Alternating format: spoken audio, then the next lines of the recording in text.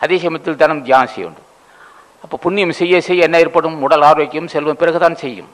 தளர்ச்சி வர வாய்ப்பே இல்லை. விருந்து விட்டவன் வெறுவிடுன்னு சொல்லுவான். விருந்தை போட்டாதவனுக்கு அவனுக்கு அங்கே நட்பை இருக்க முடியாது. ஏன் ஐயா விருந்து ஓசரிக்க வேண்டான்? விருந்து ஓசரிப்பவன் நட்பை பெருக்குவான். அது சிறந்த அறம். நட்பை பெருக்குவதற்கு விருந்து ஓசரிப்பவன் சிறந்த அறிவாளி. அவன் ஞானின்னு சொல்லலாம்.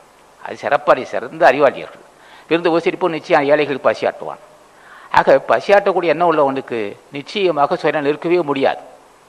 அது ஆசான் அகத்தீசனை பூசிக்கிறான். அடியனுக்கு இறக்க சிந்தை வேண்டும், ஏழையில் நமக்கு பசியாட்ட வேண்டும். பசியாட்ட எண்ணம் உள்ளவனுக்கு எப்படி கொடைக்க இருக்க முடியும்? அவள் லோபித்தன் இருக்க முடியுமா? மாதவர்கள் கண்ணதானம் செய்ய சொன்னோம். மாதவர்கள் கண்ணதானம் செய்கிறவனுக்கு லோபித்தன் இருக்க முடியுமா? கொனைக்கடெல்லாம் உடைந்து தூளாகும்.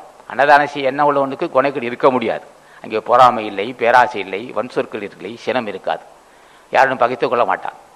எந்த துவேஷமானது இருக்காது. அன்னதானம் செய்ய முற்பட்டால் அன்றே அவன் திருவடியை போற்றுவேன் நான்.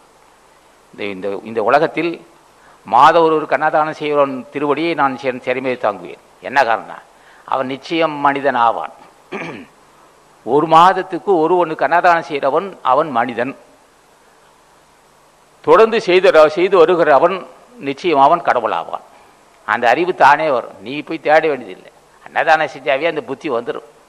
சரி, நம்ம ஆசான் நாம் வந்திருக்க பிறவி சிறந்த உயர்ந்த பிறவி எடுத்துருக்கிறோம். அற்புதமான தேகம் படைத்திருக்கிறோம்.